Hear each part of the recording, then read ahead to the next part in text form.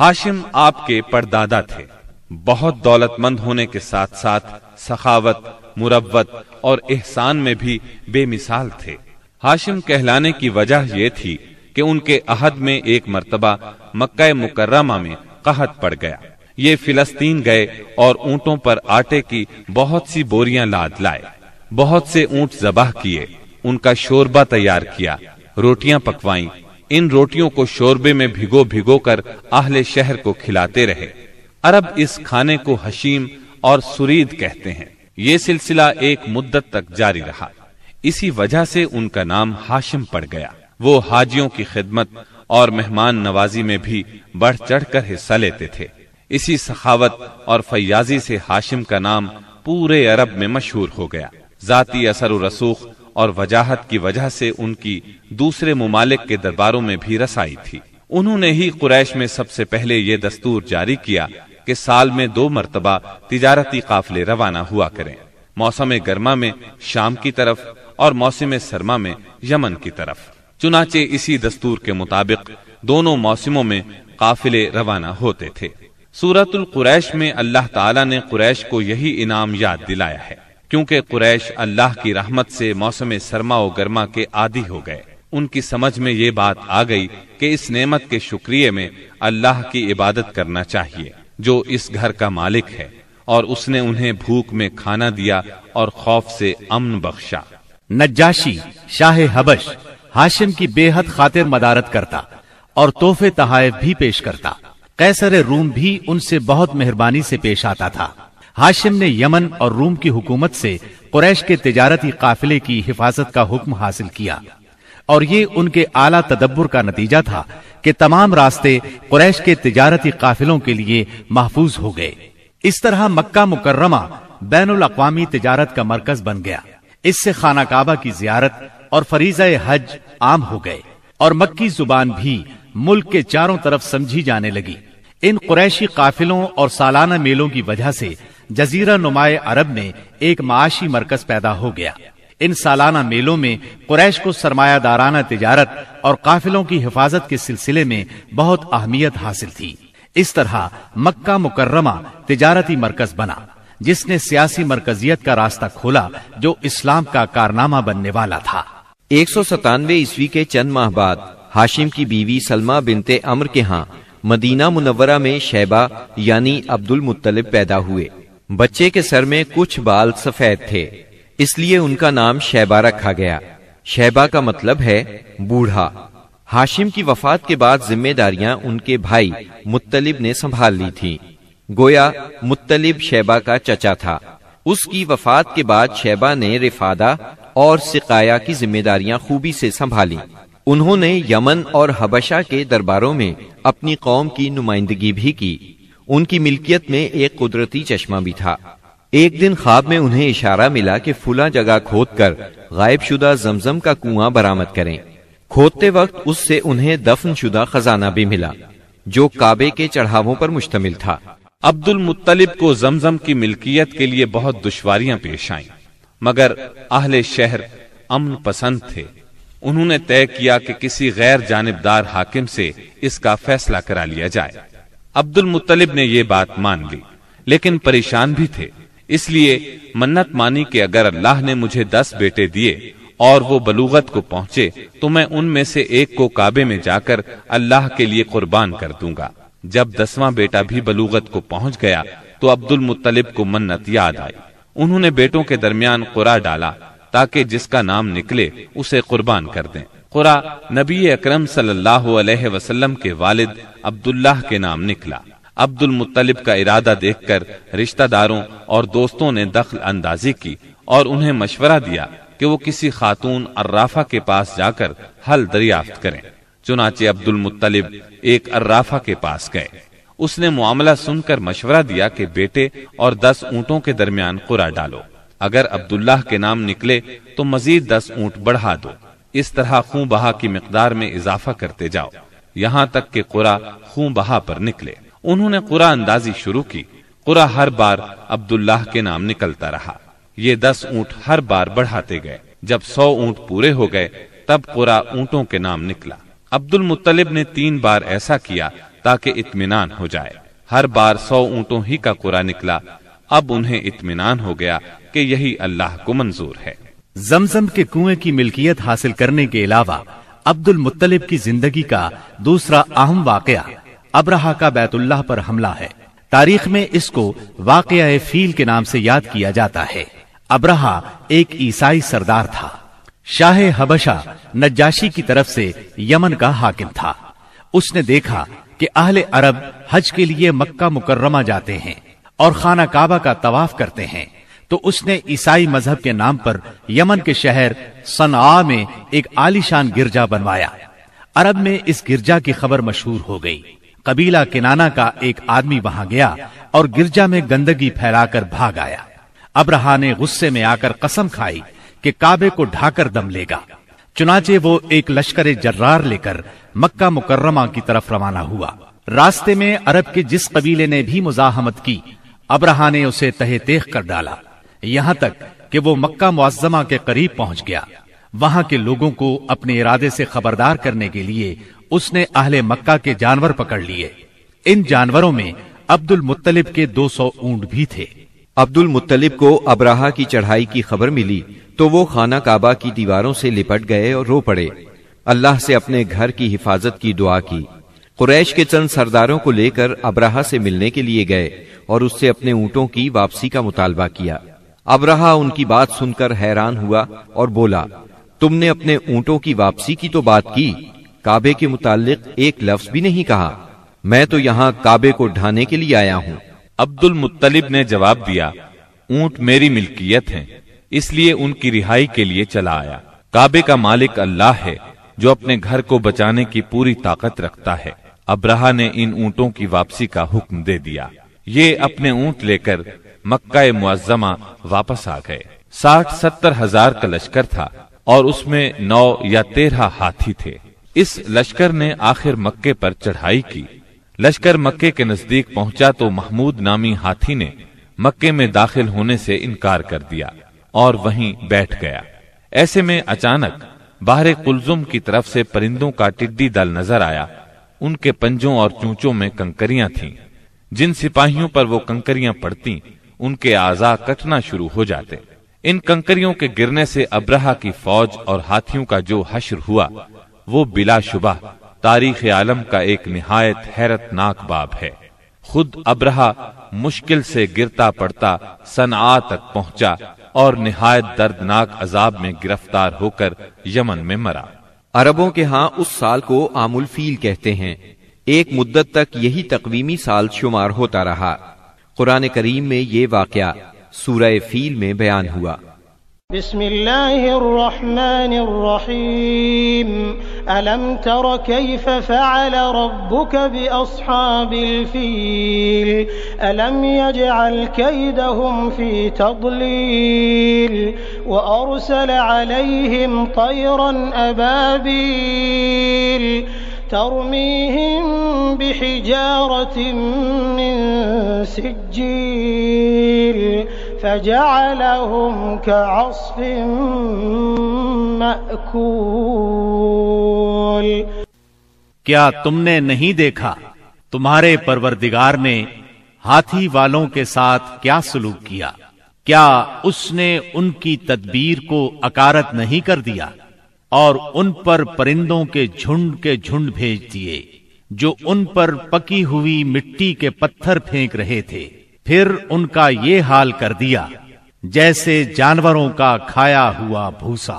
واقعہ فیل کے 50-55 دن بعد عبد المطلب کعبے کا طواف کر رہے تھے کہ انہیں پوتے کی ولادت کی خوشخبری ملی۔ 75 سالہ دادا بہت خوش ہوئے۔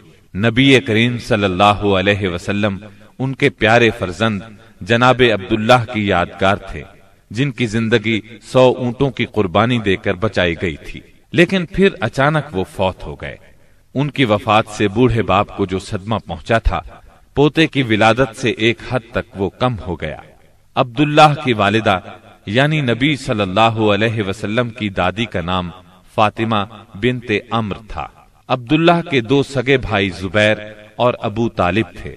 بی بی آمنہ سے نکاح کے بعد عبداللہ نے رواج کے مطابق 3 دن تک سسرال میں قیام کیا۔ اس کے بعد تجارت کی غرض سے شام چلے گئے۔ واپسی پر یثرب یعنی مدینہ منورہ میں ٹھہرے تاکہ اپنے والد کے حکم کے مطابق کھجوروں کا سودا کریں۔ مدینہ منورہ ہی میں قیام کے دوران وہ بیمار ہو گئے۔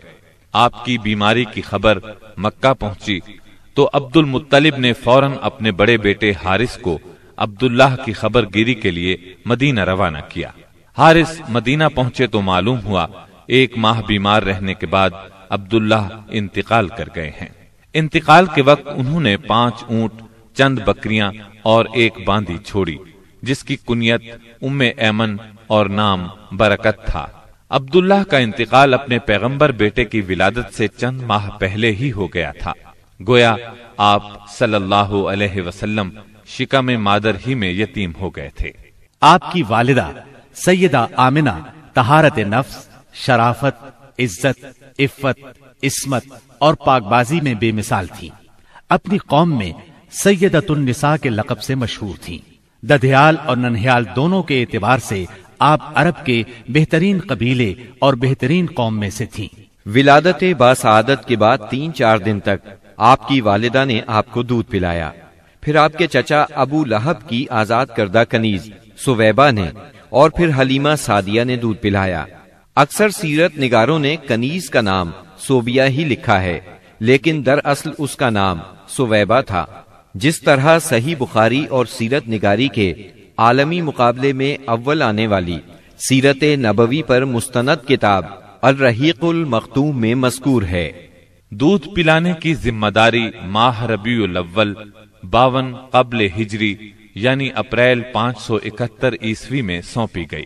اس زمانے میں عرب میں یہ دستور تھا، جو آج کے دور میں بھی باقی ہے، کہ نوزائیدہ بچوں کو دودھ پلانے کے لیے شرفاء ابتدا ہی سے دیہات میں بھیج دیا کرتے تھے، تاکہ دیہات کی صاف ستھری اور کھلی آب و ہوا میں ان کی پرورش ہو سکے، زبان اہل عرب جیسی فصیح ہو جائے اور اہل عرب کی دیگر خصوصیات اوائل عمر ہی سے بچوں میں راسخ ہو جائیں۔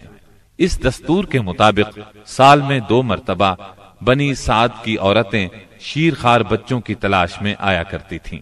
چنانچہ آپ کی پیدائش کے 8 دن بعد انہی عورتوں کے ساتھ حلیمہ سعدیہ بھی تشریف لائیں۔ دوسری عورتوں کو تو مکہ مکرمہ کے کھاتے پیتے گھرانوں کے بچے دودھ پلانے کے لیے مل گئے، لیکن حلیمہ سعدیہ خالی ہاتھ رہ گئیں۔ نبی کریم صلی اللہ علیہ وسلم چونکہ یتیم تھے، اس لیے انعام و اکرام کی امید کم تھی، اس لیے کسی عورت نے ان کے گھر کی طرف توجہ نہ کی۔ آخر جب روانگی کا وقت آیا تو حلیمہ کو خالی ہاتھ جانا بہت ناگوار گزرا، اور اللہ تعالی کی طرف سے ان کا دل اس یتیم بچے کی طرف کھچنے لگا۔ چنانچہ انہوں نے اپنے شوہر حارث سے جا کر کہا، اللہ کی قسم مجھے یہ اچھا نہیں لگتا کہ میری ساری سہیلیاں تو بچے لے کر جائیں اور میں اکیلی کوئی بچہ لیے بغیر جاؤں، میں جا کر اس یتیم بچے ہی کو لے لیتی ہوں۔ شوہر نے یہ سن کر کہا، کوئی حرج نہیں، ممکن ہے اللہ ہمارے لیے اسی میں برکت عطا کر دے۔ اس کے بعد انہوں نے جا کر بچے کو لے لیا۔ قافلہ روانہ ہوا، سب سوار ہو کر چل پڑے۔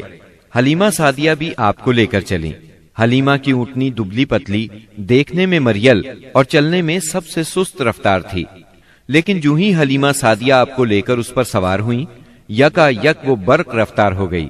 باقی عورتوں نے اس منظر کو حیرت سے دیکھا کہ حلیمہ سعدیہ کی مریل اونٹنی ان کی طاقتور اور تیز رفتار اونٹنیوں سے آگے نکلی جا رہی تھی، اور پھر وہ ان سب کو پیچھے چھوڑ گئی۔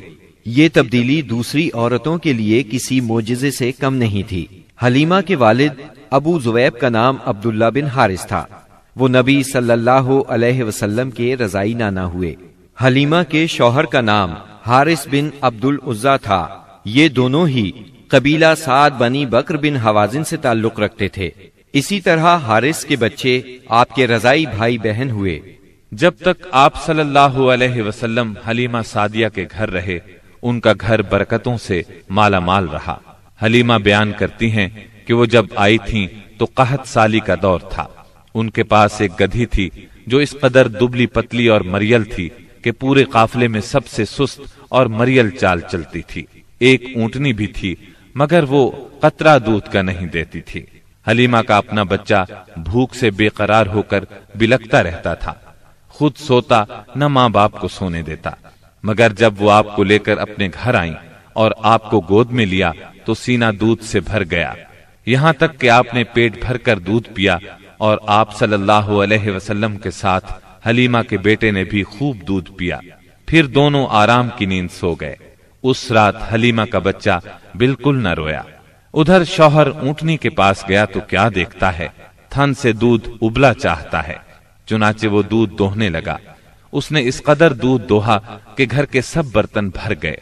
دونوں نے خوب دودھ پیا اور آرام کی نیند سو گئے۔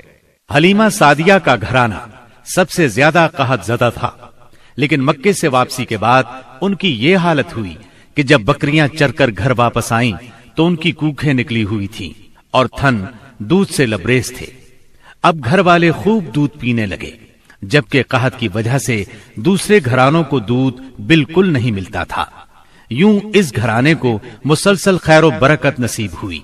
حلیمہ کا دستور تھا کہ وہ ہر 6 ماہ بعد آپ کو مکے لاتی، والدہ اور خاندان کے لوگوں سے ملاتی اور پھر اپنے دیار بنی سعد واپس لے جاتی۔ جب مدت رضاعت پوری ہو گئی تو دودھ چھڑا کر آپ کی والدہ کے پاس لائیں۔ اب تک وہ آپ کی وجہ سے خیر و برکت دیکھ چکی تھی، اس وجہ سے چاہتی تھی کہ آپ کو ابھی ان کے پاس ہی رہنے دیا جائے۔ چنانچہ انہوں نے آپ کی والدہ سے کہا، کیوں نہ آپ بچے کو ابھی میرے پاس ہی رہنے دیں تاکہ یہ اور مضبوط ہو جائے، مجھے مکے کی وبا سے ڈر لگتا ہے۔ والدہ اس پر راضی ہو گئیں اور حلیمہ آپ کو لے کر خوش خوش اپنے گھر آ گئیں۔ اس طرح آپ قریباً 2 برس تک وہیں رہے۔ پھر آپ کے سینہ مبارک کو چاک کرنے کا واقعہ پیش آیا۔ اس واقعے سے خوفزدہ ہو کر حلیمہ اور ان کے شوہر نے آپ کو آپ کی والدہ آمنہ کے حوالے کر دیا۔ انس بن مالک رضی اللہ عنہ بیان کرتے ہیں، آپ بچوں کے ساتھ کھیل رہے تھے کہ جبریل علیہ السلام تشریف لائے، آپ کو لٹا کر سینہ چاک کر دیا، پھر آپ کا دل نکالا اور اس میں سے ایک لوتھڑا نکال کر فرمایا، یہ تم سے شیطان کا حصہ ہے۔ پھر دل کو سونے کے تشت میں زمزم کے پانی سے دھویا اور واپس سینہ مبارک میں رکھ دیا۔ ادھر بچے دوڑ کر حلیمہ سعدیہ کے پاس آئے اور کہنے لگے، محمد کو قتل کر دیا گیا۔ وہ لوگ فوراً آپ کے پاس پہنچے، دیکھا کہ رنگ اترا ہوا ہے۔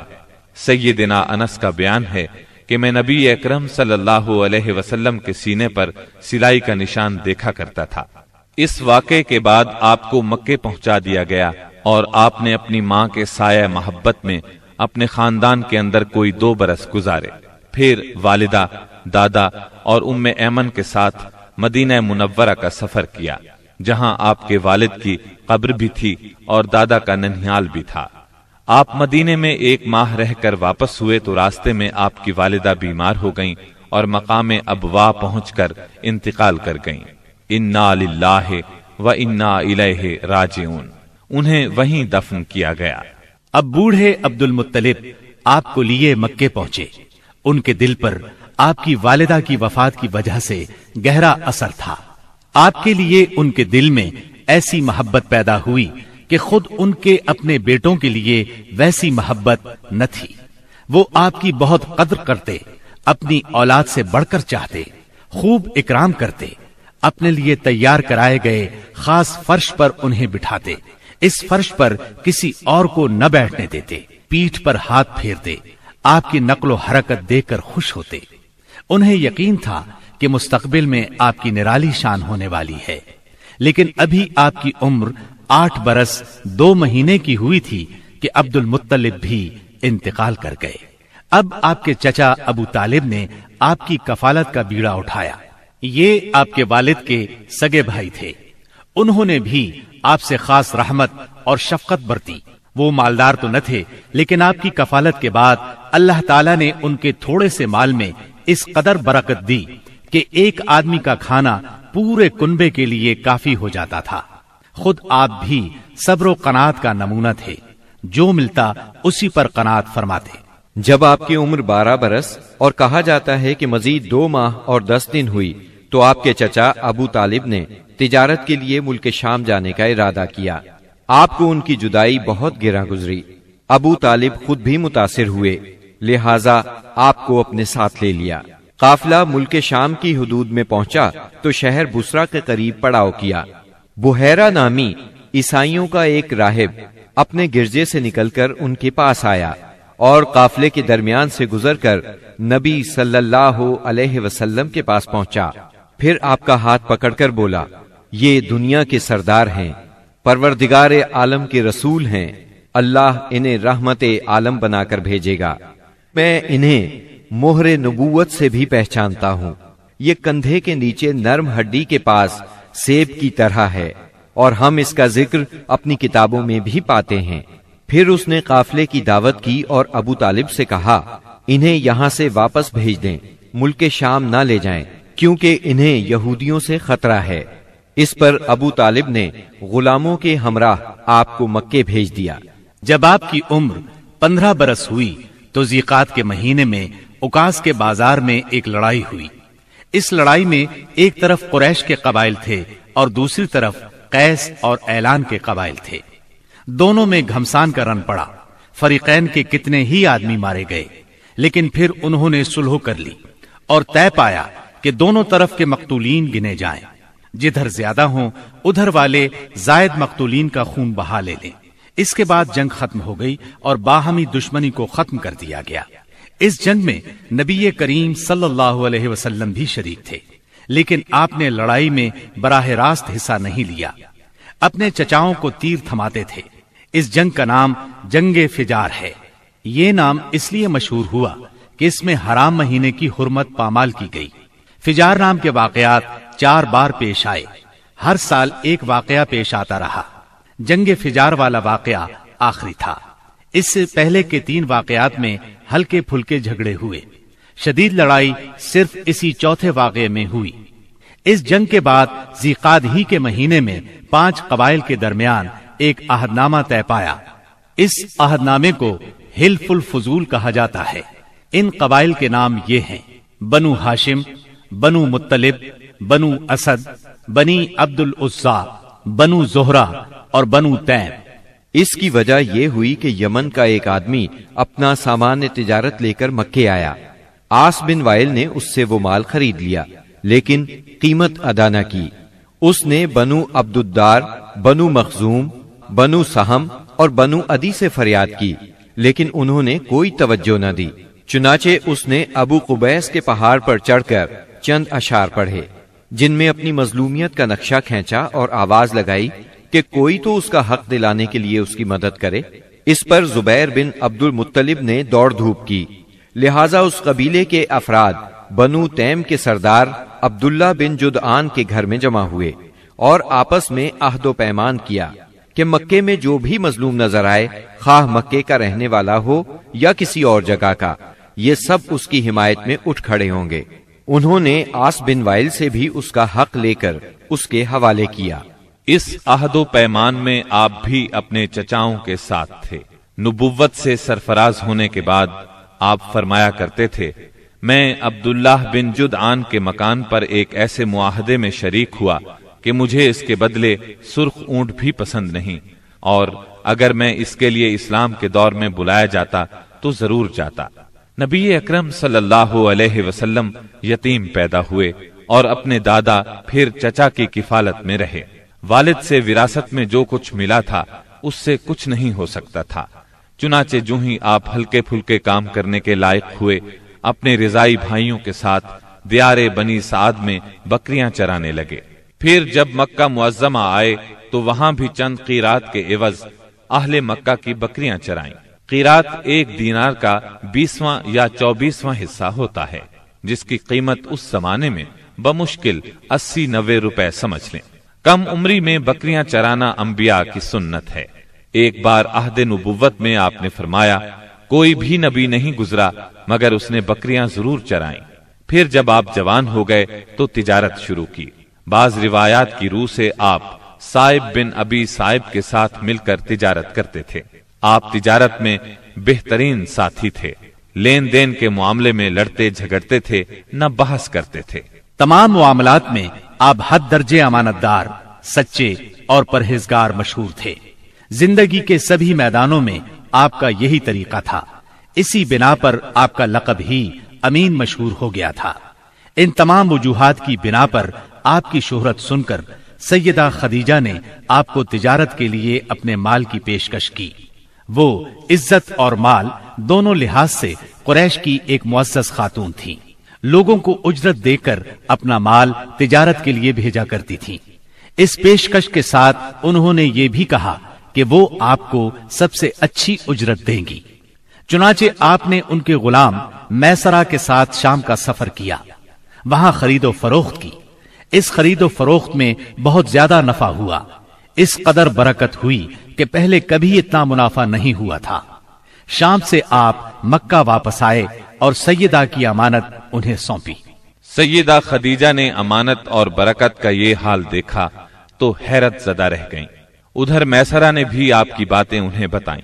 تب سیدہ نے محسوس کر لیا کہ انہیں ان کی مراد مل گئی ہے، چنانچہ انہوں نے آپ سے اپنی سہیلی کے ذریعے سے شادی کی خواہش ظاہر کی۔ انہوں نے سیدہ خدیجہ کے چچا عمرو بن اسد کو پیغام بھیجا۔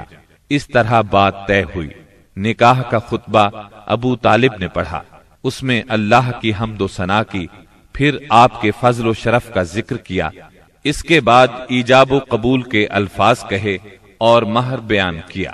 یہ ملک شام کے سفر سے واپسی کے 2 مہینے اور چند دن بعد کی بات ہے۔ اس وقت آپ کی عمر 25 سال تھی اور سیدہ خدیجہ کی عمر 40 سال تھی۔ سیدہ خدیجہ کی شادی پہلے عتیق بن عائز مخزومی سے ہوئی تھی، وہ انتقال کر گیا تو ابو حالہ تیمی سے ہوئی، اس سے ایک بچہ بھی ہوا، مگر پھر ابو حالہ بھی فوت ہو گیا۔ اس کے بعد بڑے بڑے سرداران قریش نے شادی کا پیغام دیا، مگر سیدہ خدیجہ راضی نہ ہوئیں، یہاں تک کہ اللہ تعالی نے انہیں آپ کی طرف مائل کر دیا، اور اس طرح سیدہ کو آپ صلی اللہ علیہ وسلم کی زوجیت کا شرف حاصل ہوا۔ سیدہ خدیجہ نبی صلی اللہ علیہ وسلم کی پہلی بیوی تھی۔ ان کے جیتے جی آپ نے کسی اور سے شادی نہ کی۔ آپ کی تمام اولاد بھی انہی سے ہوئی، صرف ابراہیم ماریا قبطیہ سے ہوئے۔ آپ کی اولاد کے نام یہ ہیں: پہلے قاسم پیدا ہوئے، پھر زینب، پھر رقیہ، پھر ام کلثوم، پھر فاطمہ، پھر عبداللہ۔ بعض مورخوں نے تعداد اولاد اور اولاد کی ترتیب اس سے مختلف بھی لکھی ہے۔ آپ صلی اللہ علیہ وسلم کے تمام لڑکے بچپن میں فوت ہو گئے، البتہ تمام بچیوں نے عہد نبوت کو پایا، اسلام لائیں اور ہجرت بھی کی، اور سب کی سب آپ کی زندگی ہی میں انتقال کر گئی۔ صرف سیدہ فاطمہ آپ کے 6 ماہ بعد فوت ہوئی۔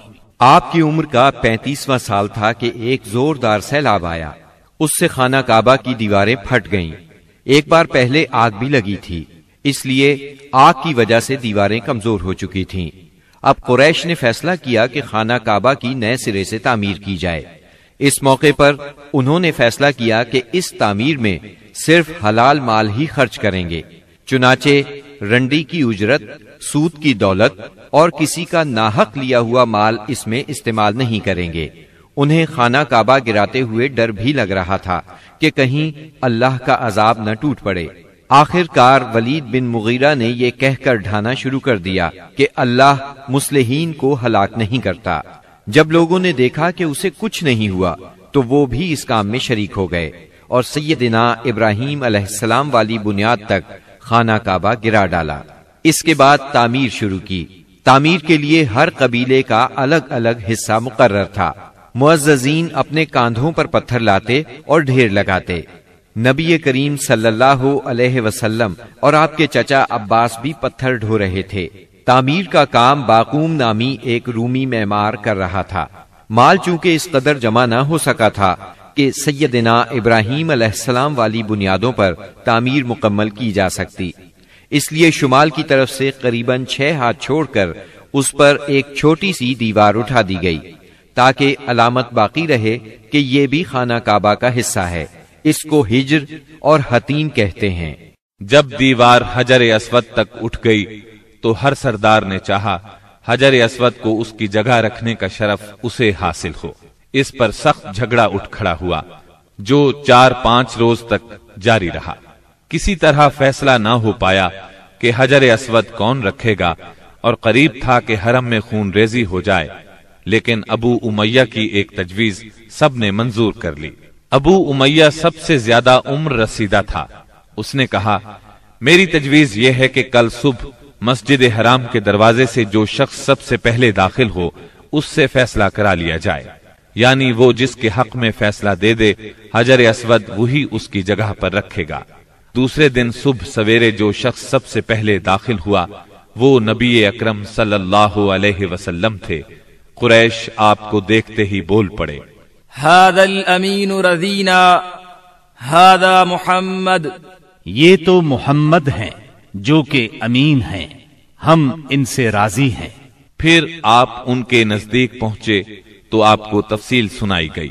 آپ نے اس مسئلے کا حل یہ نکالا کہ ایک چادر لی، اس میں حجر اسود کو رکھا اور سب سرداروں سے کہا، اس چادر کو سب لوگ کناروں سے پکڑ کر اٹھائیں۔ سب نے ایسا ہی کیا۔ جب چادر حجر اسود کی جگہ پہنچ گئی تو آپ نے اپنے مبارک ہاتھوں سے حجر اسود کو اس کی جگہ پر رکھ دیا۔ یہ اس قدر عمدہ فیصلہ تھا کہ سب خوش ہو گئے۔ نبی کریم صلی اللہ علیہ وسلم بچپن ہی سے عقل سلیم کے مالک تھے، پاک دامن تھے، بھرپور قوت کے مالک تھے۔ جوانی اور پختگی کا زمانہ آیا تو آپ کی خوبیاں اور زیادہ نکھر کر سامنے آئیں۔ آپ درست سوچ، صحیح نظر، بہترین اخلاق اور عمدہ عادات کا سب سے بلند نمونہ تھے۔ سچائی اور امانت، صبر و شکر، حیا اور وفا، خیر خواہی اور تواضع سبھی میں ممتاز تھے۔ بھلائی اور احسان میں آپ کا کوئی ثانی نہیں تھا۔ ابو طالب نے کیا خوب کہا ہے، ابیض یستسقى الغمام بوجهه ثمال الیتامی عصمت للارامل، وہ گورے مکھڑے والا جس کی برکت سے ابر رحمت برستا ہے، وہ یتیموں کا سہارا اور بیواؤں کا نگہبان ہے۔ آپ بہت صلہ رحمی کرنے والے تھے، لوگوں کا بوجھ اپنے سر لیتے تھے، کنگال کی ایسی مدد فرماتے کہ مالدار ہو جاتا یا روزگار سے لگ جاتا، مہمان کی مہمانی کرتے اور مصیبت کے مارے ہوں سے تعاون فرماتے۔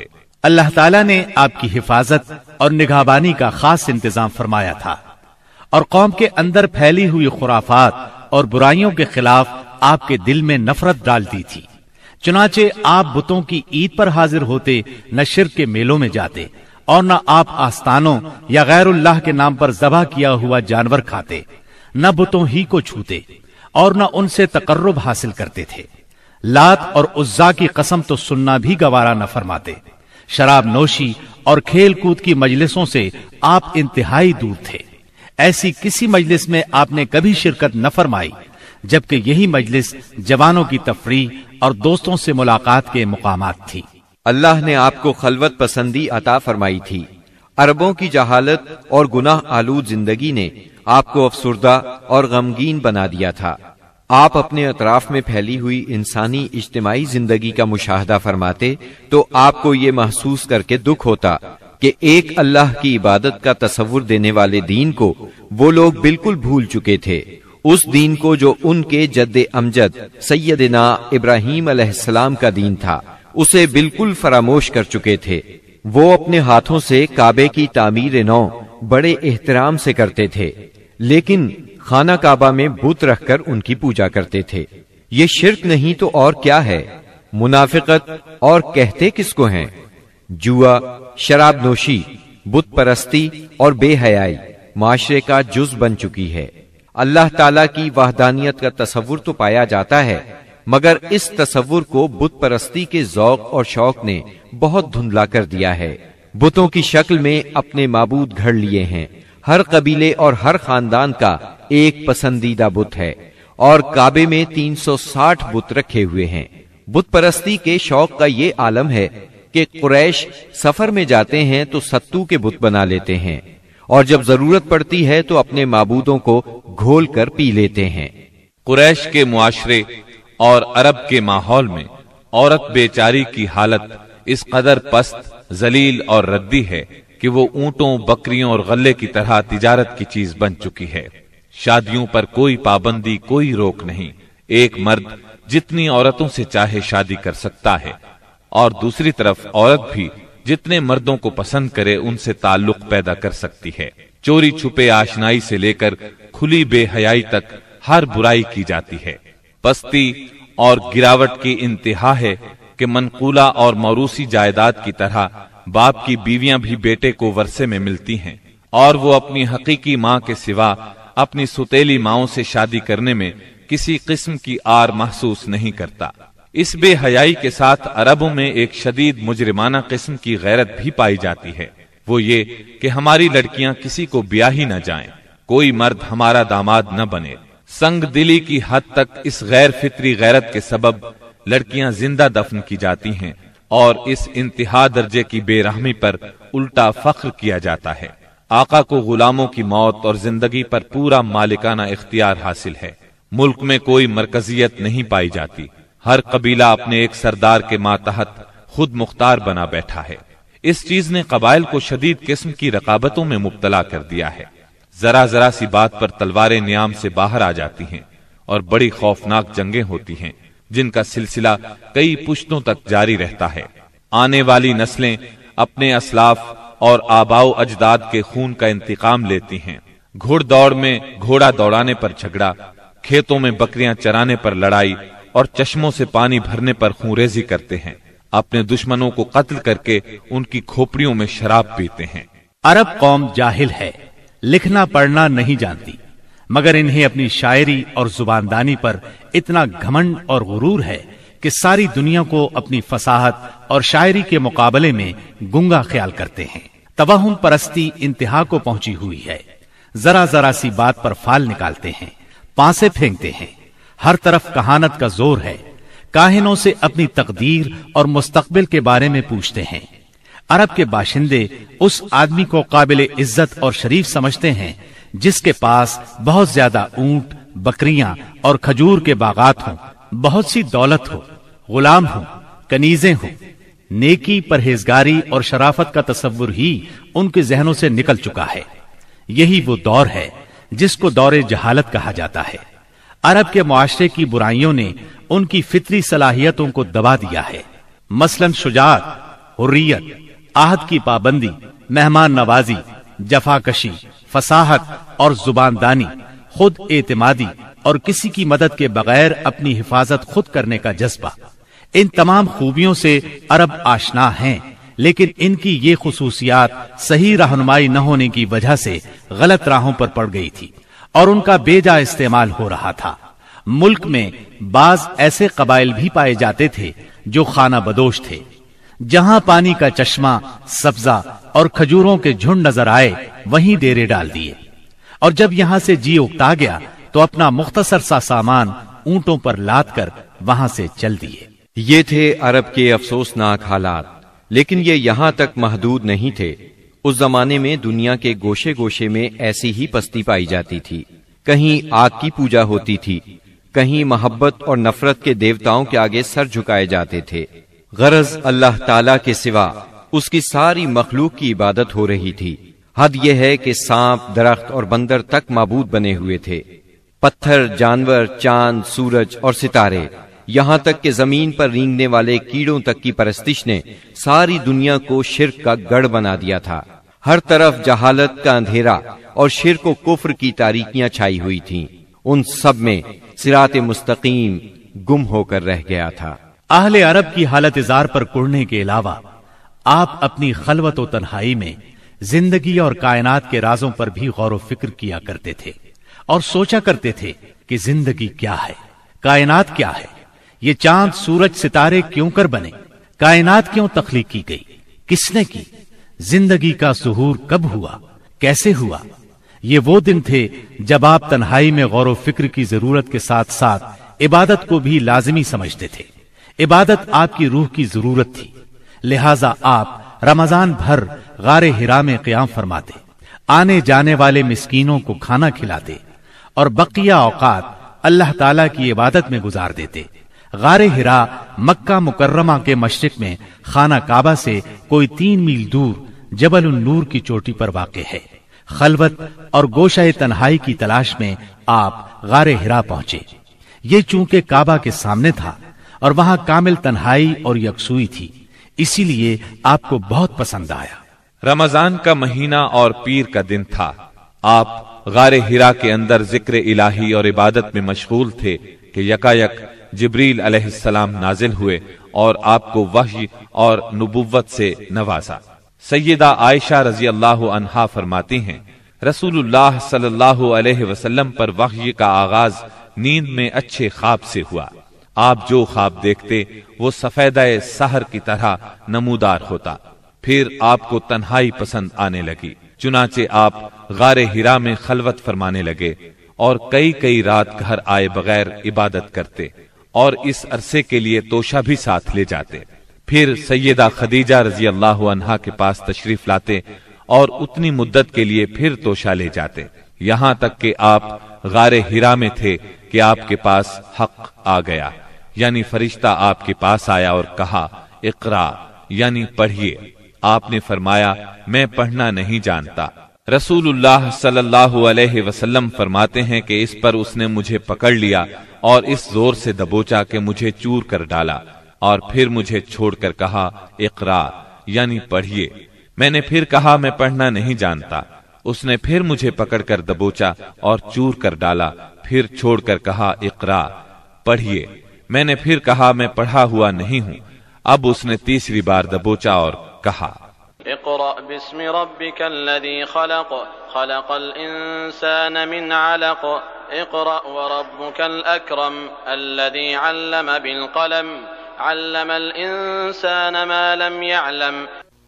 पढ़ अपने उस परवरदिगार के नाम से जिसने पैदा किया, इंसान को लोथड़े से पैदा किया।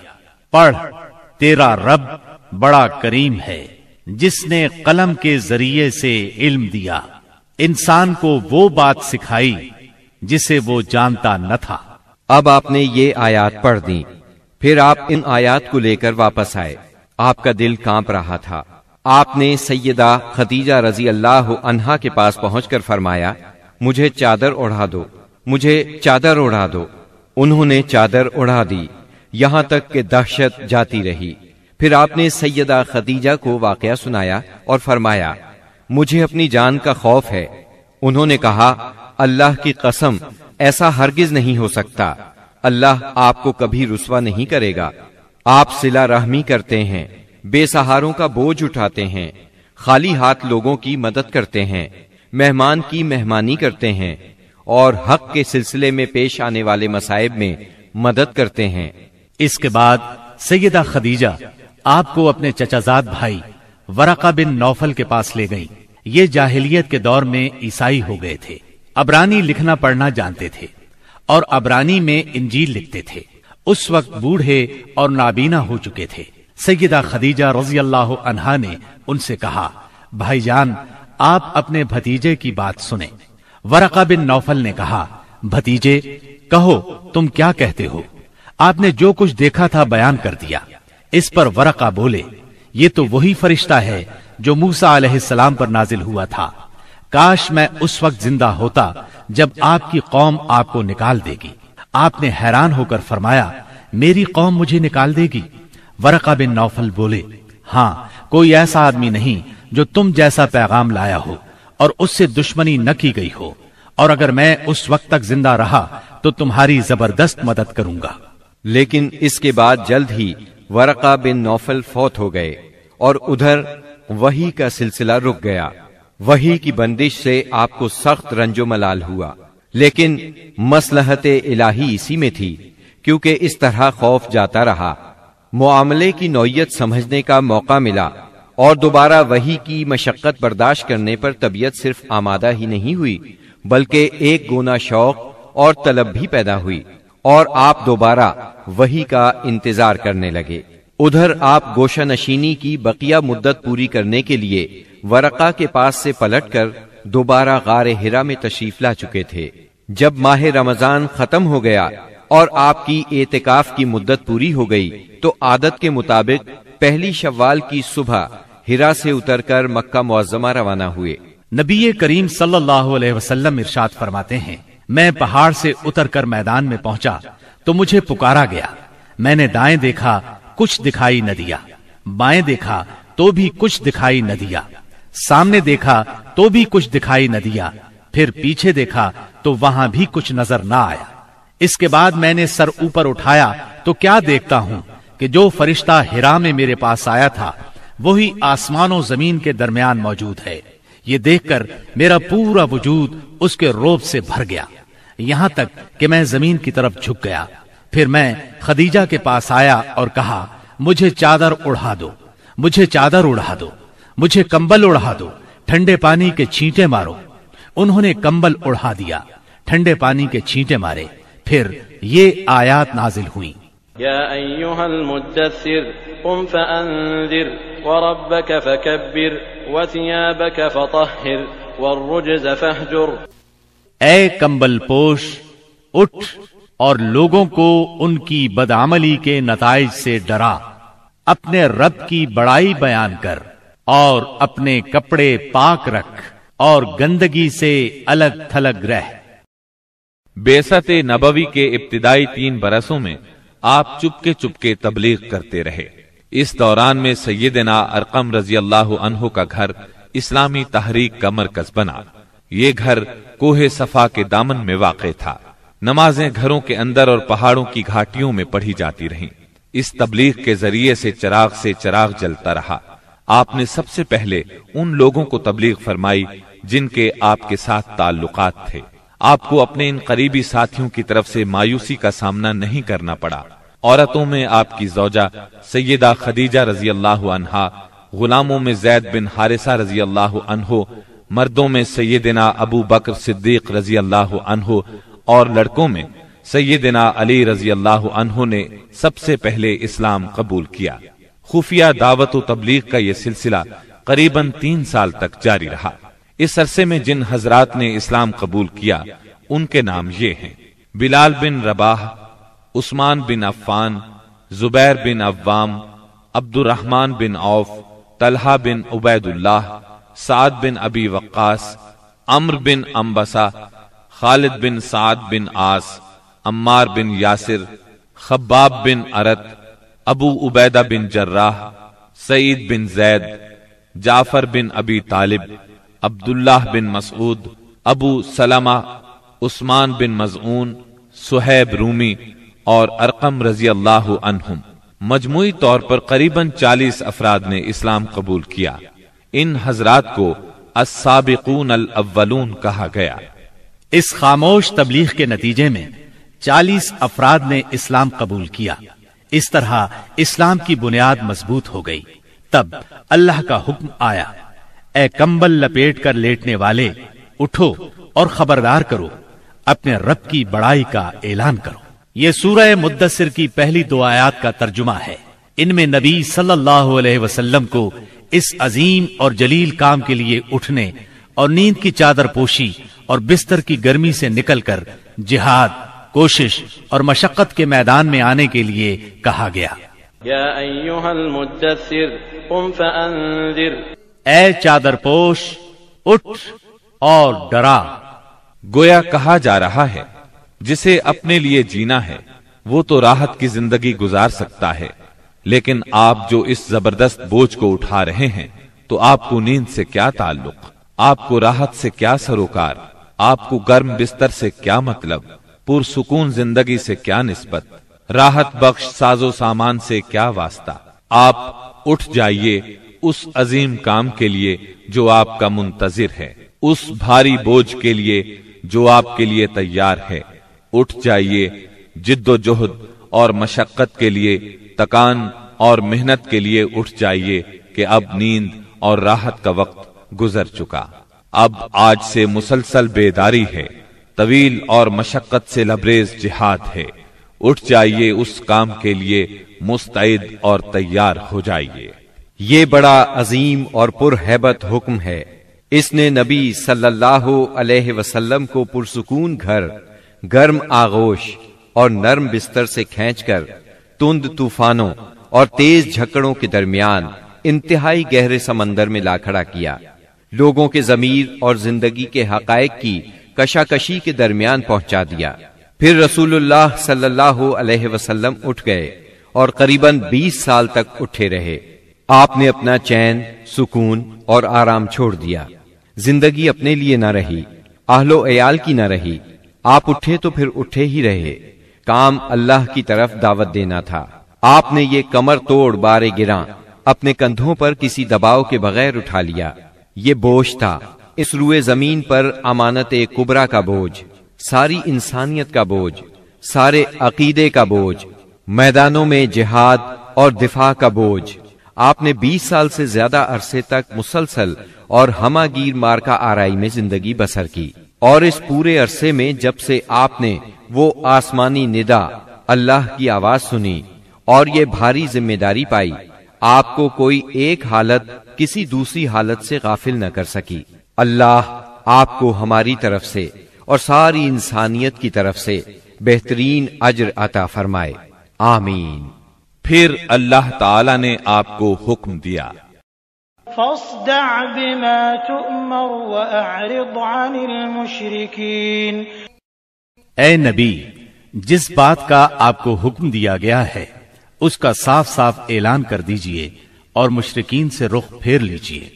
پھر مزید حکم ہوا، وَأَنذِرْ عَشِيرَتَكَ الْأَقْرَبِينَ وَاخْفِضْ جَنَاحَكَ لِمَنِ اتَّبَعَكَ مِنَ الْمُؤْمِنِينَ۔ اور سب سے پہلے اپنے قریبی رشتہ داروں کو کفر اور شرک سے ڈرائیے، اور جو ایمان لے آئے اور آپ کی پیروی کرے اس کے ساتھ نرمی اور شفقت کا معاملہ فرمائیے۔ جب آپ کو عام دعوت دینے کا حکم دیا گیا اور یہ ہدایت نازل ہوئی کہ آپ اپنے قریب ترین عزیزوں کو سب سے پہلے اللہ کے عذاب سے ڈرائیں، تو آپ نے صبح سویرے کوہ صفا پر چڑھ کر بلند آواز سے پکارا، یا صباحا۔ عرب میں یہ صدا وہ شخص لگاتا تھا جو صبح کے جھٹپٹے میں کسی دشمن کو اپنے قبیلے پر حملہ کرنے کے لیے آتے دیکھ لیتا تھا۔ آپ کی یہ آواز سن کر لوگوں نے پوچھا، یہ کون پکار رہا ہے؟ بتایا گیا، یہ محمد کی آواز ہے۔ اس پر قریش کے تمام خاندانوں کے لوگ آپ کی طرف دوڑ پڑے۔ جو خود آ سکتا تھا وہ خود آیا، جو نہیں آ سکتا تھا اس نے اپنی طرف سے کسی کو بھیج دیا۔ جب سب لوگ جمع ہو گئے تو آپ نے قریش کے ایک ایک خاندان کا نام لے لے کر پکارا، اے بنی ہاشم، اے بنی عبد المطلب، اے بنی فہر، اگر میں تمہیں یہ بتاؤں کہ اس پہاڑ کے پیچھے ایک لشکر تم پر حملہ کرنے کے لیے تیار ہے تو کیا تم میری بات کو سچ مانو گے؟ کیونکہ میں ایسی جگہ کھڑا ہوں جہاں سے میں ادھر بھی دیکھ رہا ہوں اور ادھر بھی۔ سب نے یک زبان ہو کر کہا، ہم آپ کی بات فوراً مان لیں گے، ہم نے کبھی آپ کو جھوٹا نہیں پایا، ہم نے ہمیشہ آپ کو سچا ہی پایا ہے۔ تب آپ نے فرمایا، میں تمہیں ایک سخت عذاب سے پہلے خبردار کرنے کے لیے بھیجا گیا ہوں۔ آپ کا چچا ابو لہب بھی اس مجمع میں موجود تھا۔ وہ آپ کا خطاب سن کر سخت برہم ہوا، کہنے لگا، ستیہ ناس جائے تیرا، کیا اس لیے تو نے ہمیں جمع کیا ہے؟ ایک روایت میں یہ بھی ہے کہ اس نے پتھر اٹھایا تاکہ آپ کو کھینچ مارے۔ اس طرح مکے میں اعلانیہ تبلیغ کی ابتدا ہوئی، لوگ مسلمان ہونے لگے۔ مسلمان ہونے والوں میں زیادہ تر نوجوان لوگ تھے۔ اس طرح ان کے بڑوں کو بہت دکھ ہوا کہ ہماری اجازت اور مرضی کے بغیر یہ کیوں پرانے قومی دین سے پھر گئے۔ ان لوگوں نے اپنے نو عمر رشتہ داروں کو طرح طرح سے اذیتیں دی، مارا پیٹا، بیڑیاں لگا کر قید کیا، چھت کے بغیر کمروں میں بند کیا، تپتی ریت پر ننگے بدن لٹایا، مگر یہ تمام اذیتیں بے اثر رہیں۔ ان لوگوں میں آزاد مرد اور عورتیں بھی تھیں، لونڈی اور غلام بھی تھے۔ لونڈیوں اور غلاموں کو ان کے آقاؤں نے شدید تکالیف پہنچائیں۔ اسی طرح موالی بھی تھے، یعنی غیر قبیلوں کے عرب، جو اہل مکہ میں کسی ایک کے ساتھ کسی معاہدے کے ذریعے سے موالی بن گئے تھے، مطلب یہ کہ ان کے حلیف بن گئے تھے۔ ان میں سے ایک سیدنا عمار بن یاسر رضی اللہ عنہ کا خاندان بھی تھا۔ ان کے خاندان کو خاص طور پر ظلم کا نشانہ بنایا گیا۔ سیدنا یاسر رضی اللہ عنہ پر اتنا ظلم ڈھایا گیا کہ وہ شہید ہو گئے۔ سیدہ سمیہ رضی اللہ عنہا جو سیدنا عمار کی والدہ تھیں، انہیں ابو جہل نے نیزہ مار کر شہید کر دیا۔ یہ اسلام میں پہلی شہید خاتون ہیں۔ جلد ہی قرآن کریم میں بت پرستی کے خلاف سخت آیات نازل ہوئیں۔ مثلا سورہ انبیاء کی آیت 98 میں ارشاد ہوا، إنكم وما تعبدون من دون الله حصب جهنم أنتم لها واردون. بے شک تم اور وہ بت جن کو تم اللہ کے سوا پوجا کرتے ہو سب دوزخ کا ایندھن ہوں گے اور تم سب اس میں داخل ہو کر رہو گے. اس پر مشرکین کے ظلم و ستم میں اور شدت آ گئی. آپ کی ذات کے خلاف اور اسلام کے حلقے میں داخل ہونے والوں کے خلاف تیزی آ گئی. خاص طور پر ابو جہل اور ابو لہب نے انسانیت کی حدود پھلانگ ڈالی. علانیہ تبلیغ کے بعد نبی صلی اللہ علیہ وسلم نے حرم میں اس طریقے سے نماز شروع کر دی جو اللہ تعالی نے آپ کو سکھایا تھا، اور یہی وہ چیز تھی جس سے قریش نے پہلی مرتبہ محسوس کیا کہ آپ کسی نئے دین کے دعوے دار ہیں. اس پر ابو جہل کی جاہلیت اور بھڑک اٹھی. اس نے آپ کو دھمکانا شروع کر دیا. آپ سے سخت لہجے میں کہا حرم میں اس طریقے سے عبادت نہ کریں. پھر ابو جہل نے قریش کے لوگوں سے پوچھا کیا محمد تمہارے سامنے زمین پر اس طرح اپنا منہ ٹکاتے ہیں؟ ان لوگوں نے کہا ہاں. اس پر اس نے کہا لات اور عزا کی قسم اگر میں نے اسے اس طرح نماز پڑھتے دیکھ لیا تو میں اس کی گردن پر اپنا پاؤں رکھ دوں گا اور اس کا چہرہ زمین پر رگڑ دوں گا. پھر ایسا ہوا کہ اس نے آپ کو نماز پڑھتے دیکھ لیا. وہ فوراً آپ کی طرف لپکا. وہ اپنے اعلان کے مطابق آپ کی گردن مبارک پر اپنا ناپاک پاؤں رکھنا چاہتا تھا کہ اسی وقت لوگوں نے اسے گھبرا کر خوف زدہ انداز میں پیچھے ہٹتے دیکھا. وہ اپنے منہ کو کسی چیز سے بچانے کی کوشش کر رہا تھا. لوگوں نے اس سے پوچھا تجھے کیا ہوا؟ اس طرح پیچھے کیوں ہٹایا؟ اس نے کہا میرے اور اس کے درمیان اچانک آگ کی ایک خندق اور کوئی ہولناک چیز تھی اور کچھ پر تھے. اس کی یہ بات کسی نے آپ کو بتائی تو آپ نے فرمایا اگر وہ میرے قریب پھٹکتا تو فرشتے اس کے چیتھڑے اڑا دیتے. سیدنا ابن عباس رضی اللہ عنہ سے روایت ہے کہ رسول اللہ صلی اللہ علیہ وسلم مقام ابراہیم پر نماز پڑھ رہے تھے. ایسے میں ابو جہل کا ادھر سے گزر ہوا. اس نے کہا اے محمد کیا ہم نے تمہیں اس سے منع نہیں کیا تھا؟ یہ کہہ کر وہ آپ کو دھمکیاں دینے لگا. جواب میں آپ نے بھی اسے سختی سے جھڑک دیا. اس پر اس نے کہا اے محمد تم کس بل پر مجھے ڈراتے ہو؟ اللہ کی قسم اس وادی میں میرے حمایتی سب سے زیادہ ہیں. ایک دن کسی جگہ اونٹ ذبح کیا گیا. ابو جہل نے عقبہ بن ابی معیط کو بھیجا کہ جا کر اوجھڑی اٹھا لائے اور جب آپ سجدے میں جائیں تو اس کو آپ کی پیٹھ پر رکھ دے. اس نے ایسا ہی کیا. وہ اس قدر وزنی تھی کہ آپ سجدے سے سر نہ اٹھا سکے. سیدہ فاطمہ رضی اللہ عنہا اس وقت بچی تھیں. انہیں اطلاع ملی تو وہ دوڑی آئیں اور اس غلیظ بوجھ کو آپ کی کمر مبارک سے اتارا. سیدنا عمرو بن عاص چشمدید واقعہ بیان کرتے ہیں. ایک روز نبی اکرم صلی اللہ علیہ وسلم خانہ کعبہ میں نماز پڑھ رہے تھے. عقبہ بن ابی معیط آیا. اس نے اپنی چادر کو لپیٹ دے کر آپ کی گردن مبارک میں ڈال دیا اور بل دینے لگا. جب اس نے بل پر بل دیے تو آپ کی گردن مبارک بھنچ گئی. آپ اسی طرح اطمینان قلب سے سجدے میں پڑے رہے. اتنے میں سیدنا ابو بکر صدیق رضی اللہ عنہ وہاں پہنچ گئے. انہوں نے دھکے دے کر عقبہ بن ابی معیط کو ہٹایا اور ان سے فرمایا أتقتلون رجلا أن يقول ربي الله وقد جاءكم بالبينات. کیا تم ایک ایسے شخص کو مارتے ہو اور صرف اس جرم میں کہ وہ کہتا ہے میرا پروردگار اللہ ہے اور وہ تمہارے پاس روشن دلائل لے کر آیا ہے. ان کے ایسا کہنے پر چند شریر سیدنا صدیق اکبر رضی اللہ عنہ پر ٹوٹ پڑے اور انہیں خوب زدوکوب کیا. انہی واقعات پر سورہ علق کی آیات 6 تا 19 نازل ہوئیں اور اسی سورت کی پہلی 5 آیات نازل ہونے کے بعد سب سے پہلے اسلام کا اظہار نبی کریم صلی اللہ علیہ وسلم نے نماز ہی سے کیا تھا.